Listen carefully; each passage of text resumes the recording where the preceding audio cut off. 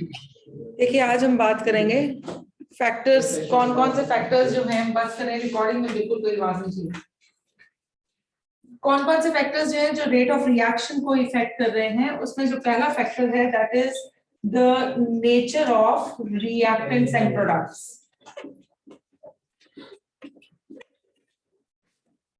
अच्छा, इसमें कुछ रिएक्शंस जो हैं वो देखने में एक जैसे लगते हैं पर वो डिफरेंट रेट पे होते हैं because different reactions involve the making and the breaking of bond, और वो डिफरेंटली चीजों different kind of energies required during the breaking of the bond, making of the bond. तो जो है वो रिएक्शंस देखने में जो एक जैसे लगते हैं वो रिएक्शंस को डिफरेंट रेट पे रहे होते हैं। बेसिकली इसमें आप दो तीन चीजें कर सकते हैं cover, that is physical state of reactant. अगर तो आपका रिएक्टेंट जो है वो गैसियस फेज में है, अगर तो वो गैसियस फेज में है तो that will be reacting faster than in the liquid state and then in the solid state. If the reactants are in the solid state their rate of reaction would be slow. अगर आपके पास homogeneous mixture है तो उस case में जो rate of the reaction जो है वो हमेशा हेट्रोजीनियस मिक्सचर से ज्यादा रहेगा। It will be always reacting faster than that of the heterogeneous mixture. उसके बाद rate of the reaction जो है that is directly proportional to the stability of product. जितना आपका प्रोडक्ट स्टेबल होगा उतना ही रिएक्शन का जो कैपेसिटी, जो स्पीड है वो ज्यादा होगी, so as to get completed and to form the products.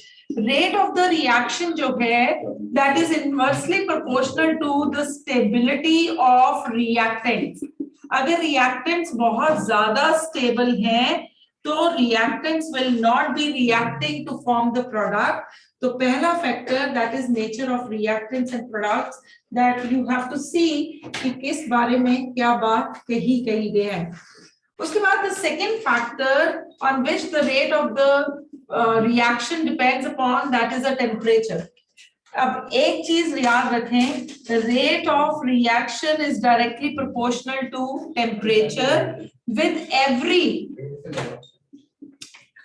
With every 10-degree rise in temperature,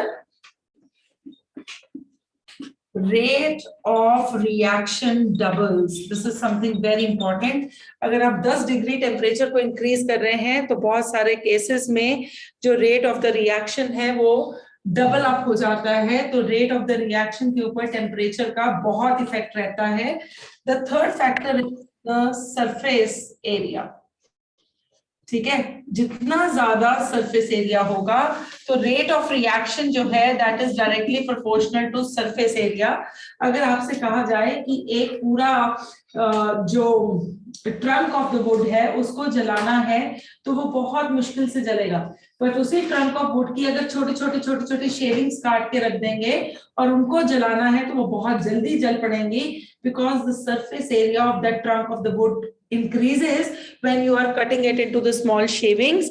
तो basically जो आपका surface area है वो rate of the reaction को बढ़ा देगा।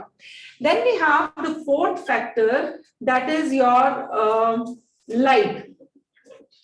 ठीक है, अब देखिए ये जो लाइट है ये सिर्फ और सिर्फ फोटोकेमिकल रिएक्शंस के लिए एप्लीकेबल होगा।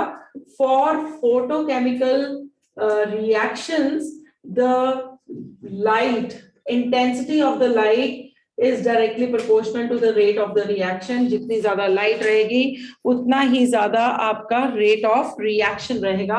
The fifth important factor is the catalyst. ठीक है, catalyst you all know, catalyst increases the speed of reaction, though there are some negative catalysts also which decreases the speed of the reaction, but वो काफी कम है। So ये सारे के एक और फैक्टर दैट इज कॉन्सेंट्रेशन, एक और हमारा फैक्टर रह गया दैट इज कॉन्सेंट्रेशन। एक चीज याद रखें, rate of reaction is directly proportional to concentration of reactants. जितने ज्यादा रिएक्टेंट्स होंगे उतना ही ज्यादा स्पीड ऑफ द रिएक्शन होगा। So these factors you need to note down right now before we move further.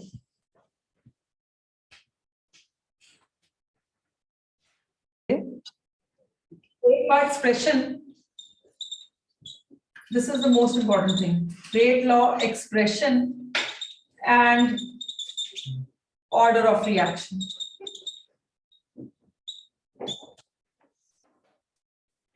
देखिए एक रिएक्शन हो रहा है, A times of A plus B times of B, it is giving you the product.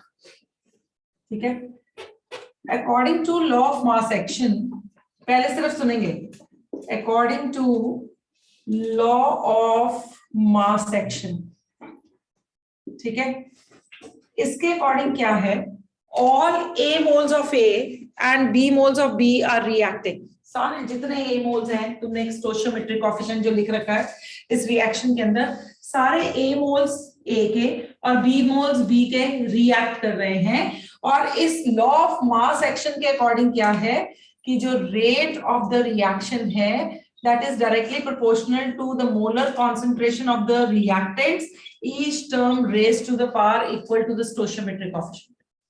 ठीक है, ये है लॉ ऑफ मास एक्शन की बात. एक बैलेंस्ड इक्वेशन लिखी, उस बैलेंस्ड इक्वेशन से आपने कहा रेट ऑफ द रिएक्शन जो है वो रिएक्टेंट्स की जो मोलर कॉन्सेंट्रेशन है उनका प्रोडक्ट कर दीजिए, और हर मोलर कॉन्सेंट्रेशन के ऊपर उतना रेज टू द पावर कर दीजिए जितना कि स्टोइचियोमेट्रिक कोएफिशिएंट है.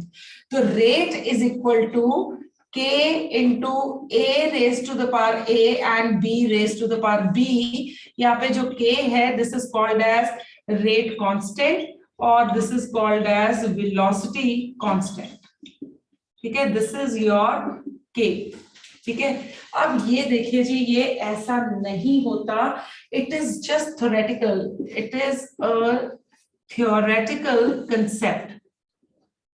ठीक है, ऐसा कभी नहीं होता कि सारे A मोल्स A के और B मोल्स B के रिएक्ट करें. एक्सपेरिमेंटली जब हम इसको ऑब्जर्व करते हैं, experimentally alpha moles of A, ठीक है, alpha moles of A and beta moles of B react. Actual में क्या होता है कि कुछ मोल्स A के और कुछ मोल्स B के रिएक्ट करते हैं, तो उस केस में जो रेट ऑफ द रिएक्शन होगा that is A raise to the power alpha and B raise to the power beta, right, and rate will be is equal to K A raise to the power alpha and B raise to the power beta. So this is what your rate law expression. ठीक है, rate law expression एक experimental चीज है जिसको हम देख के नहीं पता लगा पाते कि कितने अल्फा मोल्स कितने बीटा मोल्स जो है वो रिएक्ट कर रखे हैं. वो यूजुअली गिवन होते हैं, और for some of the things we need to keep them in mind. ठीक है, अगर अब देखिए, if concentration of A is equal to 1 mole per liter and concentration of B is equal to 1 mole per liter, therefore can we say that rate is equal to K? Rate is equal to rate constant. So क्या हम कह सकते हैं that rate constant for a reaction,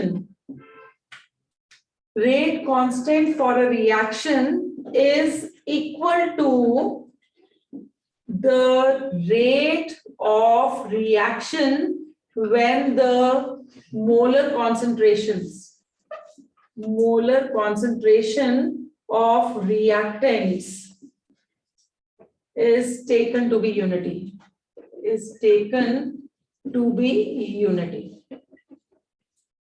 ठीक है जी, इतना हम copy करेंगे and then will move further.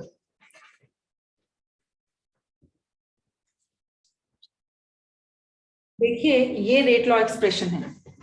Rate law expression क्या है? ये एक mathematical form of writing a rate of the reaction है, जिसमें हमने product of the molar concentration of the reactants लिख रखा है और उसको raise to the power stoichiometric coefficient कर रखा है, जो कि इस स्टोइचियोमेट्रिक कोएफिशिएंट हमें दे रखे हैं एक बैलेंस्ड इक्वेशन में, उसके इक्वल हो भी सकते हैं और उसके इक्वल नहीं भी हो सकते. अब हम बात करेंगे order of the reaction. Order of the reaction जो है, और ये जो रेट लॉ एक्सप्रेशन है, ये दोनों एक्सपेरिमेंटली ऑब्जर्व्ड कंसेप्ट्स हैं, इनको थियोरेटिकली नहीं कर सकते। ठीक है, अब मैंने कोई एक रिएक्शन लिखा, A times of A, B times of B give you the product. ठीक है, मैंने इसके लिए रेट ऑफ द रिएक्शन लिखा, rate of the reaction, this is K, A raised to the power alpha and B raised to the power beta. This is my rate law expression. जरूरी नहीं सारे A moles of A और B moles of B react करें, alpha moles of A and beta moles of B react करें।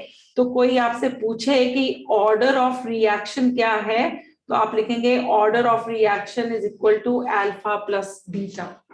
तो order of reaction की अगर definition हमने करनी है, it is a sum of the stoichiometric coefficient to which the concentration terms are raised in the rate law expression. ठीक है, ये जो ऑर्डर ऑफ द रिएक्शन है, एक मिनट देखेंगे, order of the reaction it can be 0, it can be 1, it can be 2, it can be 3 और it can be fractional.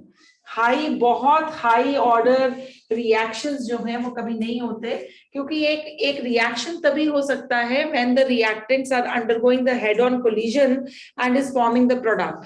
अगर बहुत सारे रिएक्टेंट्स होंगे, हम हमेशा लिखते हैं A plus B give you the product, अगर बहुत सारे रिएक्टेंट्स होंगे A, B, C, D, E, F, तो उनके head-on collision होने की प्रोबेबिलिटी जो है वो उतनी कम हो जाएगी and ultimately the reaction will not be able to happen। तो इसलिए बहुत ज्यादा हाई ऑर्डर रिएक्शंस जो हैं वो नहीं होते, पर किसी भी रिएक्शन का क्या ऑर्डर है कई बार हम देख के डिपिक्ट कर सकते हैं और कई बार हम देख के डिपिक्ट नहीं कर सकते। कुछ एक ऐसे रिएक्शंस हम लोग करेंगे जो हमारे सिलेबस में हैं, जो लगेंगे फर्स्ट ऑर्डर के पर एक्चुअल में सेकंड ऑर्डर के होंगे। तो ऐसे चीजों के लिए कुछ मैकेनिज्म्स रहते हैं, कुछ चीजें रहती हैं that will slowly come on. पहले तो इतना लिखें और डेफिनेशन लिखें, फिर उसके बाद नेक्स्ट एक क्वेश्चन लिखेंगे, हाउ टू डिपिक्ट। ये क्वेश्चन बोर्ड्स में बहुत बार आता है, हाउ टू डिपिक्ट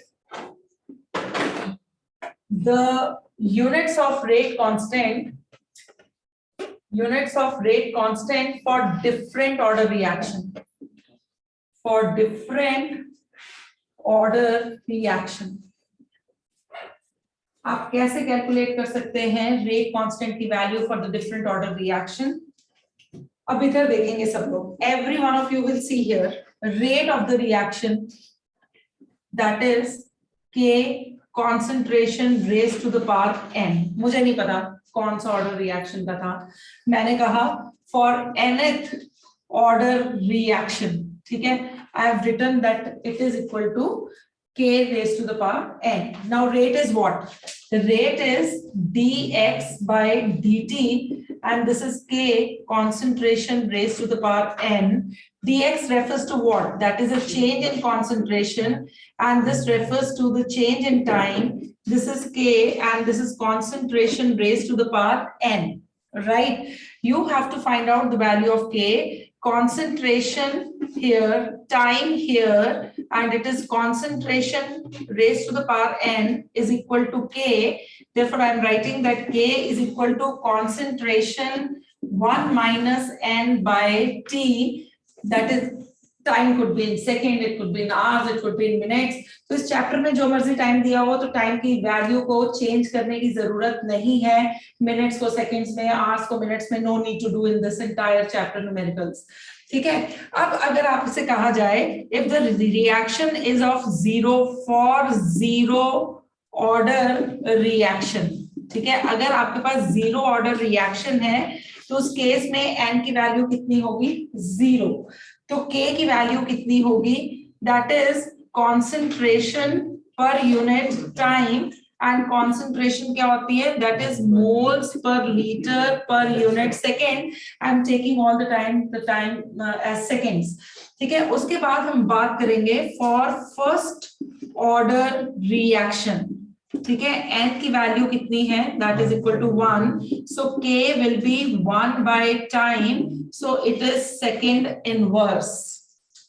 ठीक है, फॉर सेकेंड ऑर्डर रिएक्शन, ये बोर्ड में क्वेश्चन कैसा आया हुआ था, पहला ही क्वेश्चन था, for second order reaction N will be taken equal to 1 by time, तो सेकंड इनवर्स किया। हाँ 1 by टाइम ले लिया ना, time inverse, time I am always taking in second, ठीक है, यहाँ पे लिखना है तो लिख लें, that is time inverse, minute inverse, hours inverse, year inverse, कुछ भी दे सकते हैं, it is time inverse, right, time I am taking in seconds, यहाँ पे लिख रही हूँ इन सेकेंड्स, ठीक है। अब उसके बाद for second order reaction N will be equal to 2, K is equal to concentration -1 by time, ठीक है, and this is moles per litre raise to the power -1 by second, so this is litres per mole per second. Just check these two values, just check these two values, it is moles per liter per second, and the other value is, it is liter per mole per second, so this is how you will find out the value for the third order reaction. Now we'll be finding out for third order reaction, ठीक है, K is equal to concentration, यहाँ पे N की value कितनी ले लेनी है 3, it is concentration that is 1 minus 3 by time, so it is moles per liter, right, -2 and time, इसको change कर दें, K is equal to liter per mole and make it 2 here per unit time. Let's take the time in terms of seconds, litre square पर mole square पर second. हमारे पास numerically हमारे syllabus में third order reactions नहीं है, second order reactions नहीं है, we'll be dealing up more frequently with the first order reaction। CBSE board का पहला क्वेश्चन था, if the value of K is equal to 4.5 into 10 raised to the power -2 moles per liter per second, depict the order of the reaction. The order of reaction, this was a CBSE board question। तो आप पहले, अब तो क्योंकि आप topic के साथ देख रहे हैं तो थिंग वाज इजी, जो पहला क्वेश्चन एक कई बार स्ट्राइक ही नहीं करता बच्चों के दिमाग में, क्योंकि न्यूमेरिकल एस्पेक्ट इस चैप्टर का इतना फंसा रहता है कि उनको लगता है कि पक्का ये कुछ न्यूमेरिकल से रिलेटेड था। Nothing to be done about numerical, सिर्फ आपने क्या करना था, आपने मोल्स पर लीटर देखना था और मोल्स पर लीटर को यहां से देखना था, तो आपका आंसर आना था that it is a zero order reaction. Just looking at the units of the rate constant you can depict the order of the reaction, ठीक है। इसको कॉपी करेंगे पहले। I am writing the examples for the reactions of different orders, ठीक है। हम जो slow step है ना, एक चीज सब लोग याद रखेंगे और ये चीज कैरी करेंगे अपने साथ, that slow step of reaction is the rate determining step. ये चीज जो है ये कल पूरी तरह से क्लियर होगी। डिटर्मिनिंग स्टेप, जो रेट ऑफ द रिएक्शन है वो हम कहां से डिपिक्ट कर रहे हैं, मैकेनिज्म का क्या मतलब होता है, एक रिएक्शन जिसमें बहुत सारे स्टेप्स हुए एंड अल्टीमेट चीज बनी, दैट इज बहुत सारे स्टेप्स जो हैं, दैट इज मैकेनिज्म। कि रिएक्शन इस स्टेप के थ्रू गया, फिर इस स्टेप के थ्रू गया, this is how the things are happening, ठीक है। दिस इज उनमें से हम किस रिएक्शन, मैकेनिज्म में बहुत सारे रिएक्शंस हैं, तो हम किस रिएक्शन से रेट ऑफ द रिएक्शन को डिपिक्ट करते हैं, वो रिएक्शन जो स्लो है। The slowest reaction is a rate determining reaction, ठीक है। अब रिएक्शंस को, मैकेनिज्म्स को हम नहीं देख के डिपिक्ट नहीं कर सकते, तो कुछ एग्जांपल्स मैं लिख रही हूँ, you have to mark them up all, जो आपको डिफरेंट लग रहे हैं, जैसे जीरो ऑर्डर के, फ्रैक्शनल ऑर्डर के, कोई एग्जांपल आपको फर्स्ट ऑर्डर का दिखेगा जो देखने में नहीं लग रहा कि इस तरह से होगा, but actually it is of the different order, ठीक है। देखिए जैसे कुछ मैकेनिज्म्स हमारे सिलेबस में हैं, कुछ मैकेनिज्म्स हमारे सिलेबस में नहीं है, तो हम सिर्फ उन्हीं मैकेनिज्म्स को वर्कआउट करेंगे जो हमारे सिलेबस में है। देखिए zero order reaction, twice of HI, ठीक है, on the surface of the gold, it breaks up to give you hydrogen and it gives you iodine, ठीक है। जब आप रिएक्शन को देखते हैं तो आप क्या देखते हैं, the rate of the reaction is independent of the concentration of HI। ठीक है, तो वो HI की कॉन्सेंट्रेशन पे डिपेंड नहीं करता रेट ऑफ द रिएक्शन। तो रेट जो है that is of zero order, anything raise to the power 0 is equal to 1। अभी ये कैसे पता कि नहीं करना? हाँ, ये नहीं पता लगेगा क्योंकि ये मैकेनिज्म्स नहीं है हमारे सिलेबस में, ये दिमाग में रखने पड़ेगा। मैंने पहले ही कहा ऑर्डर ऑफ द रिएक्शन तुम देख के डिपिक्ट नहीं कर सकते। ऑर्डर ऑफ द रिएक्शन जो है that is one experimental concept. जैसे ट्वाइस ऑफ अमोनिया, ठीक है, twice of ammonia on the surface of platinum it gives you nitrogen and it gives you thrice of hydrogen. So this is a zero order reaction. K is equal to ammonia raised to the power 0. भाई ये दिमाग में ही रखना पड़ना है, it is equal to K. अब मेरी बात सुनिए, if the same reaction is not occurring on the surface of gold, right, it is a second order reaction. It is a second order reaction. यहाँ पे K will be is equal to HI whole square. तो जो reaction दिख रहा है उस order का है भी, ठीक है। जैसे मैं यहाँ पे लिख रहे हैं सेकेंड ऑर्डर, तो यहाँ पे लिख देती हूँ this is the saponification reaction. मुझे नहीं याद कितनों को याद है कि नहीं, ये हमने एस्टर्स में पढ़ा, ठीक है। यहाँ से the bond will break, NaOH will break, it will be CH3COO plus C2H5OH। तो अगर कोई कहे भाई रेट ऑफ द रिएक्शन लिख दो, तो आप बोलोगे हाँ भाई रेट ऑफ द रिएक्शन जो है दैट इज K।